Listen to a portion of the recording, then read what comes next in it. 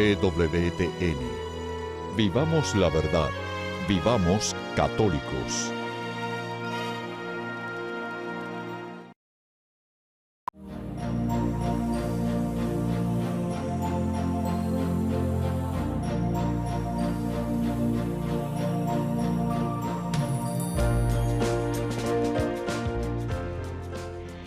Hola amigos, qué bueno que nos podamos volver a encontrar para seguir contemplando juntos los milagros de Jesús. Esos milagros que, si bien se llevaron a cabo en un tiempo y en un lugar determinado, se prolongan a través de la presencia del Señor en la palabra hasta nosotros, ¿no? Hasta nuestros días, ocasionando en nuestro corazón eso mismo que pasó en aquel lugar y en aquel momento. Y hoy vamos a darnos cuenta, porque estamos ya terminando, lo que Mateo pone dentro de su Evangelio en el capítulo 8 y en el capítulo 9 como el poder del reino de los cielos, y explica ese poder a través de los milagros que el Señor va haciendo con todos los que se van encontrando en el camino, ¿no? O a los que Él busca para sanar y también restaurar. Y vamos a ver que el fin de estos dos capítulos, con el milagro que vamos a contemplar juntos hoy, que es con los ciegos, es como que se preocupa Mateo de cumplir aquello que estaba ya predicho por el profeta Isaías, hablando sobre el Mesías, ¿no? Prefigurando la acción del Mesías en nuestra vida. Dice Isaías en uno de los tantos lugares de su libro que aparece anunciado el poder del Mesías sobre, ¿no?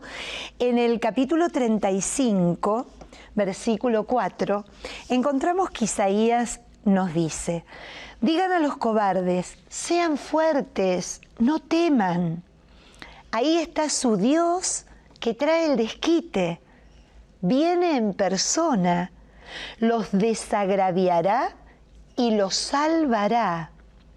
Se despegarán los ojos del ciego, los oídos del sordo se abrirán. Saltará como un ciervo el tullido, la lengua del mudo cantará. Porque ha brotado agua en el desierto, arroyos en la estepa. Podemos ver que casi están mencionados todos los milagros que estuvimos contemplando y que encontramos, tanto en Mateo, en Marcos, como en Lucas también, y por supuesto en el Evangelio según San Juan. Hoy nos encontramos ante este último milagro que va a contener este pedacito del Evangelio sobre el poder del reino de los cielos, y va a estar referido a los sentidos, tanto al sentido de la mirada, al sentido de la vista, a la capacidad de ver, como también a el sentido de poder hablar, ¿no? De poder expresarse y de poder escuchar.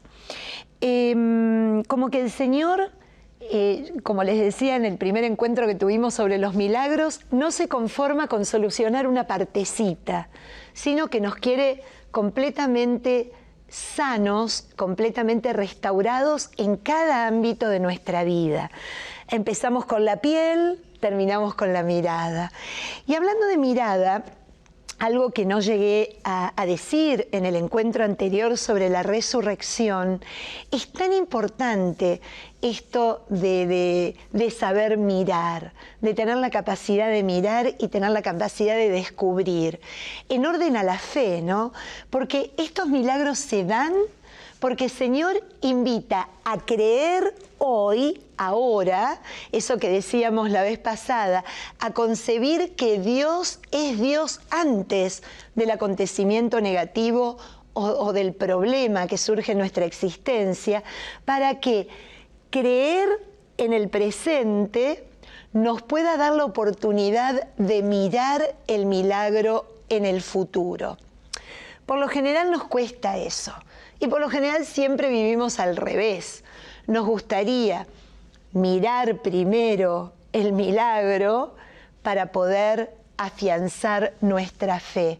Pero de lo que se trata en estos relatos sobre los milagros y la acción del Señor, el Señor nos pide que hagamos el esfuerzo de vivir una fe para que en esa fe podamos, desde esa fe, tratar de encontrarnos con la solución, ver realmente su acción en nuestra vida. Es así como vamos a ver varios textos sobre los ciegos, porque aparecen muchos ciegos en los evangelios. Van a aparecer estos dos que van a encontrarse con el Señor a solas y en un camino. Va a aparecer también más adelante el ciego de Jericó, los ciegos de Jericó, también en el Evangelio de Mateo. Los de Mateo, final del libro del poder del reino de los cielos, está en el capítulo 9, versículo 27 hasta el 30 inclusive. Luego, los ciegos de Jericó lo van a encontrar en el capítulo 20, del versículo 29 hasta el versículo 34. También vamos a encontrar en Marcos lo que sería el paralelo a estos dos ciegos que encuentran a solas en el camino al Señor. Marcos lo describe como el ciego de Betsaida, y este está en el capítulo 8 de Marcos, del versículo 22 al versículo 26.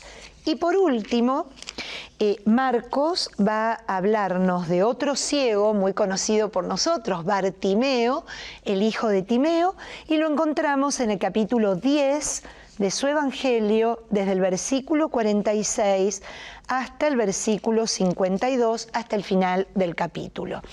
Así que bueno, vamos a empezar y vamos a encontrar algo muy curioso.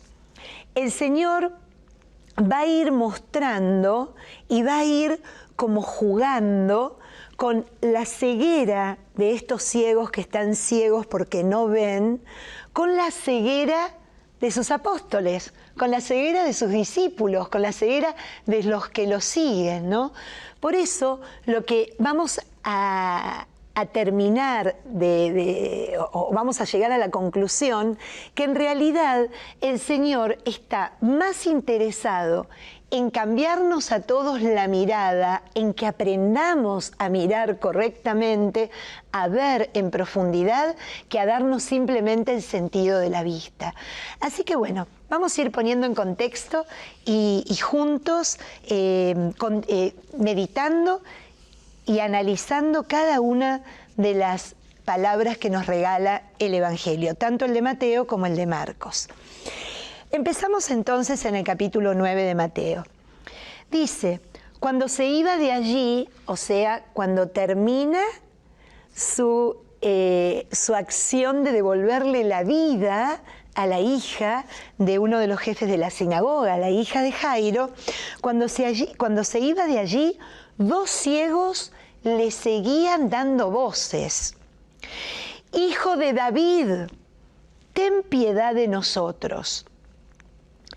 Al entrar en casa, se le acercaron los ciegos y Jesús les dijo, ¿creen que puedo hacerlo? Y ellos le contestaron, sí, Señor. Él les tocó los ojos diciendo, que suceda como ustedes han creído. Se les abrieron los ojos y Jesús les advirtió, cuidado que nadie lo sepa. Fíjense qué curioso lo que nos habla, ¿no? Porque nos habla de personas ciegas. Y por lo general, como dice el padre Sicre en su libro sobre Mateo, acá no cuenta esta historia de que un ciego acompaña a otro ciego y los dos se caen al barranco. No, no, no. Parece que los dos sabían con certeza a quién querían seguir y por dónde tenían que ir, ¿no? Detrás del Señor. Y dando voces, llamándolo, y lo llaman de una manera muy especial. Acá aparece el título de Hijo de David, un título que Mateo lo aplica en el inicio del Evangelio, ¿no? Cuando habla de Jesús como hijo de Abraham y como hijo de David. Ser hijo de David es tener el título de Mesías, porque es a David al que se le prometió que uno de su descendencia será un rey cuyo reino no tendría fin. Entonces, es una manera, trayendo la palabra de Dios que anuncia, de mostrar cómo Dios cumple. Acá está, sos vos. Y nosotros creemos que sos vos. Vos sos el Mesías de ese que hablaba Isaías, el que da la mirada nueva, el que pone a saltar a los cojos y a los paralíticos. Entonces, vemos que hay una confesión de fe. Pero fíjense lo que le dicen.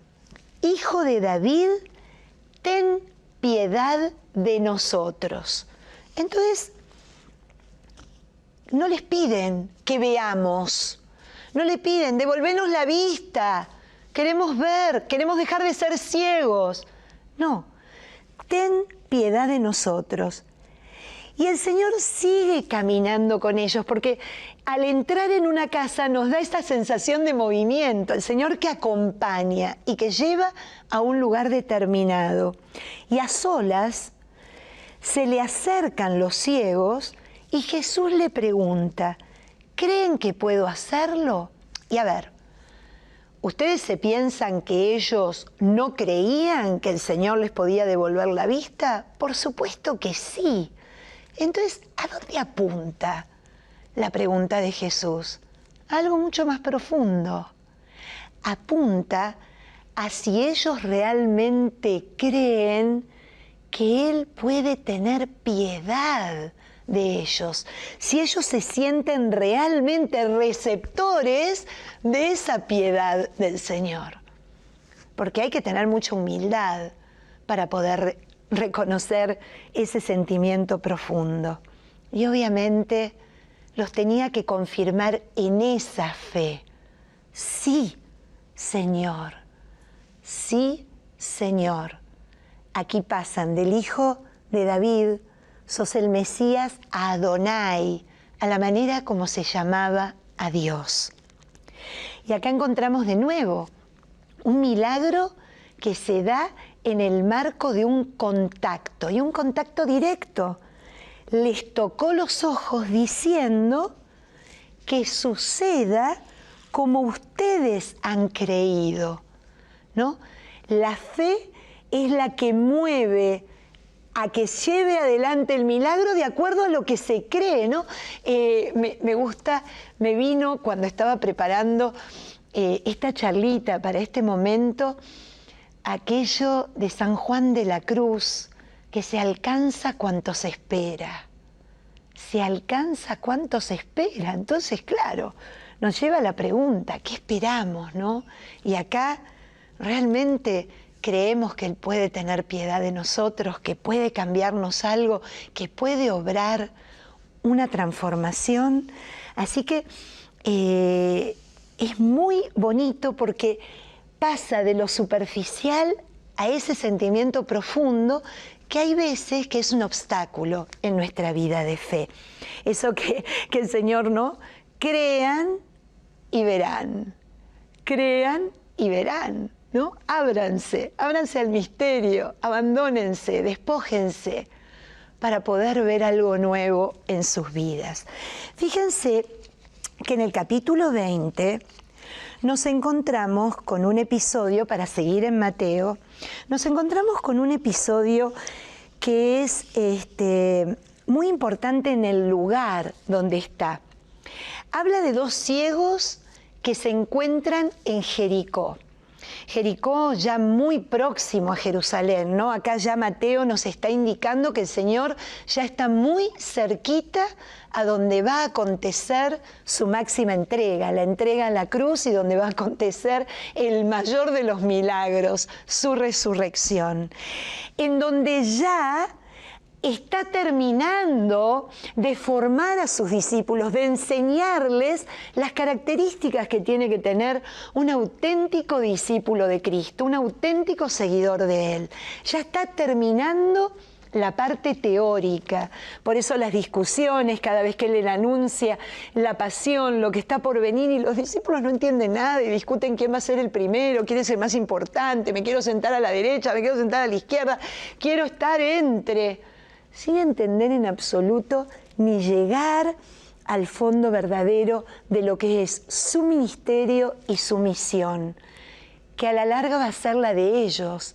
Entonces, al final de esta formación, al final de esta iluminación en sus vidas, contrapone su ceguera, porque no tienen la capacidad de ver, no tienen la capacidad de darse cuenta, a estos dos ciegos que aparecen al mismo instante en Jericó. Y miren los detalles que van a tener. Cuando se fueron de Jericó, un gran gentío les seguía. Estoy en Mateo 20, versículo 29, por si me quieren acompañar. Dos ciegos que estaban sentados al costado del camino. Al oír que Jesús pasaba, se pusieron a gritar: Señor, Hijo de David, ten compasión de nosotros. La gente los reprendía para que se callaran, pero ellos gritaban más fuerte: Señor, Hijo de David, ten compasión de nosotros. Jesús se detuvo y les habló: ¿qué quieren que haga por ustedes? ¿Qué quieren que haga por ustedes? Respondieron: Señor, que se nos abran los ojos. Compadecido, Jesús les tocó los ojos y al punto recobraron la vista y le siguieron. Fíjense en este contexto, el final de un adoctrinamiento, el final de un curso de formación. Estos dos ciegos que tienen muchas características y en Mateo no pueden pasar desapercibidas. Número uno, están sentados al costado del camino. Ustedes recordarán una de las parábolas más famosas y que seguro que se la conocen toda, que es la del sembrador. ¿Qué pasaba con la semilla que caía al borde del camino? No daba fruto. Era una semilla que, dice el Evangelio, vienen las aves del cielo y las toman y desaparecen. No caen en tierra, no fecundan. Fíjense dónde estaban, sentados al costado del camino.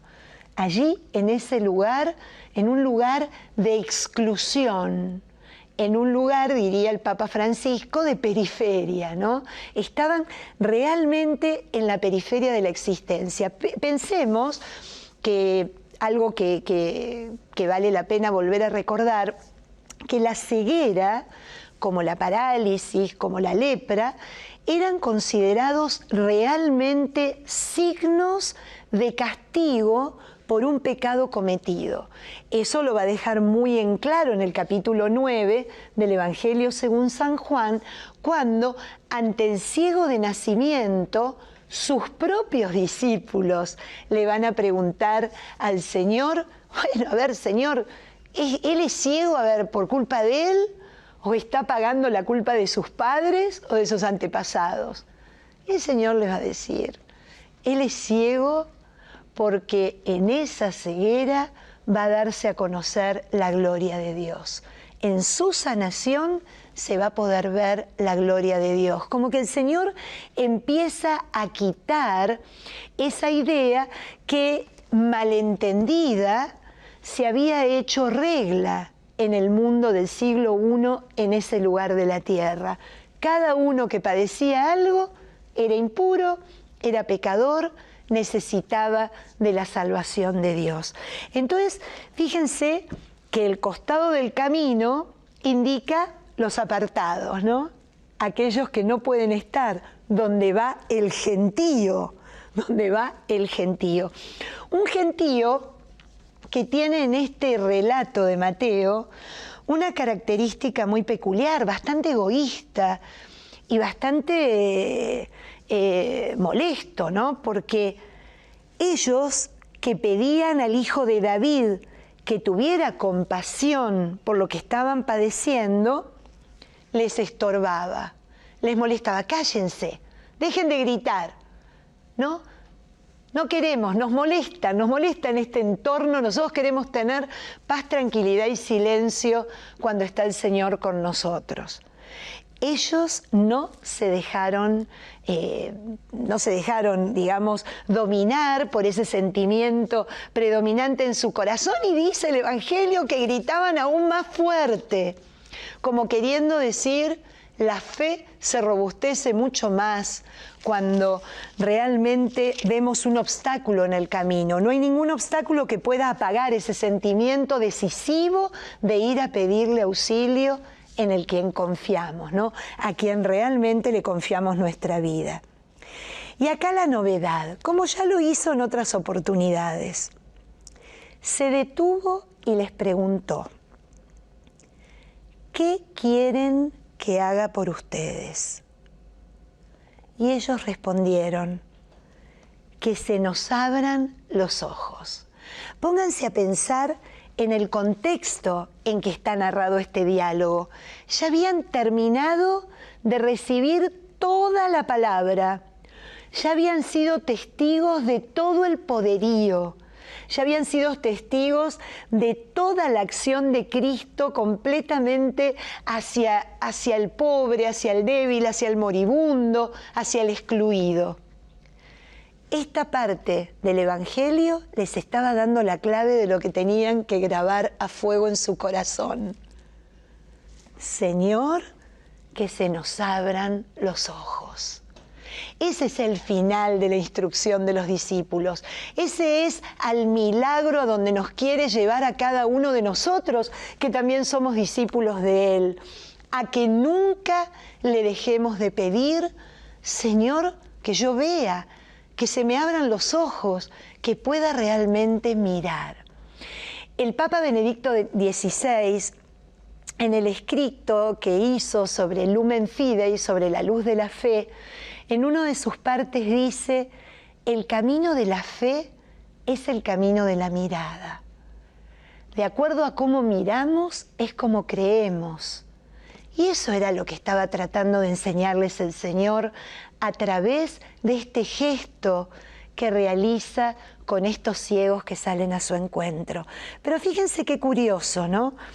Porque tiene que haber la pregunta, tiene que formular la pregunta para que haya una respuesta. Esa respuesta que viene desde el corazón de esto. Queremos recobrar. La compasión es de que nos abras los ojos siempre. ¿Y qué necesidad tenemos nosotros de eso, no? Porque es una mirada nueva que empieza con nosotros. Cómo nos miramos, cómo nos recibimos. Esa mirada que siempre varios santos leemos en la vida, ¿no? Que yo sea capaz de mirarme, Señor, como tú me miras, para poder verme realmente como soy, sin maquillaje, sin ningún tipo de máscara, sin aquello que me asusta o que me acobarda, ¿no? Qué belleza en este entorno, estos dos momentos en donde Mateo nos pone a estos ciegos en relación a Jesús. Y simplemente quiero pasar ahora a Marcos, porque Marcos, que muestra el paralelo de lo que nos contaba Mateo con estos dos ciegos que aparecen por el camino siguiéndolo, pidiéndole compasión para con ellos, lo muestra en el versículo 22 del capítulo 8 de su Evangelio, situándolos en Betsaida. Para que ustedes se den una idea qué es Betsaida, es donde nació Pedro y Andrés, Santiago y Juan. De allí son oriundos estos apóstoles, ¿no? Y está en ese lugar. Y en ese lugar se encuentra, le llevan, aquí no lo siguen, sino que le llevan a un ciego y le piden que lo toque. Le piden que lo toque, ¿no? Le piden el contacto. Vemos la fe de los que le llevan nuevamente y el pedido de que con su contacto, con su mano, les cambie algo en su vida. Entonces dice, tomando al ciego de la mano, lo sacó a las afueras del pueblo. Luego de ponerle saliva en los ojos, le impuso las manos y le preguntó, ¿ves algo? y mientras recobraba la vista dijo: veo hombres, los veo como árboles, pero caminando. De nuevo le impuso las manos a los ojos, el ciego afinó la mirada, fue sanado y distinguía todo con claridad. Jesús lo envió a la casa y le dijo: ni se te ocurra entrar en el pueblo. Ese pueblo de donde lo sacó. Miren, ¿en qué contexto se narra este evangelio? También Marcos lo pone después de la ceguera de los discípulos que, habiendo visto cómo multiplicó los panes, se subieron a la barca para hacer una travesía y empezaron a pelear porque se habían olvidado de llevar pan para comer, mostrando en ese gesto que aquel que le pudo dar de comer a 5.000, miren si no les iba a poder dar de comer a los que estaban con ellos, que seguramente no eran más que una docena de personas. Entonces, ante esta ceguera, el relato de este ciego. Pero el ciego de Betsaida muestra un proceso, muestra como bellísimamente, cómo no aprendemos a ver de un momento a otro. No es magia, de nuevo, el milagro en nuestra vida que Jesús va obrando no es magia, sino que es aquel que nos pone en un proceso lento, porque Él sigue a nuestro lado, obrando en nosotros, hasta que realmente terminemos como estos ciegos. Dice que fue sanado, este ciego, perdón porque es uno, fue sanado y distinguió todo con claridad. Jesús obra en nosotros el milagro, a veces no con esa ansiedad que nos agarra de tratar de ver la cosa hecha ya, ahora. ¿Vieron la famosa frase? Yo y ya. Ahí no puedo discutir que soy argentina, ¿no? Pero es esa característica del hombre actual. Todo se tiene que dar en el momento. Y en este gesto milagroso de este ciego, nos dice: tengan paciencia, yo estoy con ustedes. Yo voy recreándoles la mirada, yo voy afinándoselas, yo voy para tener en ustedes esa forma y esa capacidad de que puedan ver, de que puedan verme, de que puedan mirar como miro yo. Sigamos contemplando a los ciegos y al Señor obrando en ellos. Chao.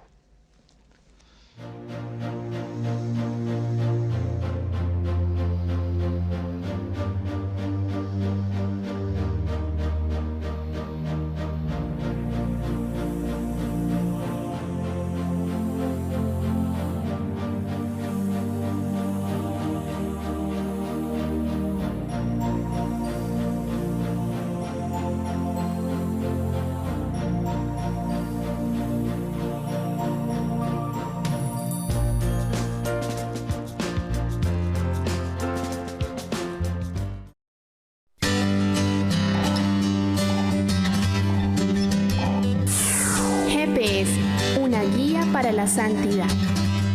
Si estás a punto de pecar, tienes una tentación muy grande, cuidado con el truco del enemigo.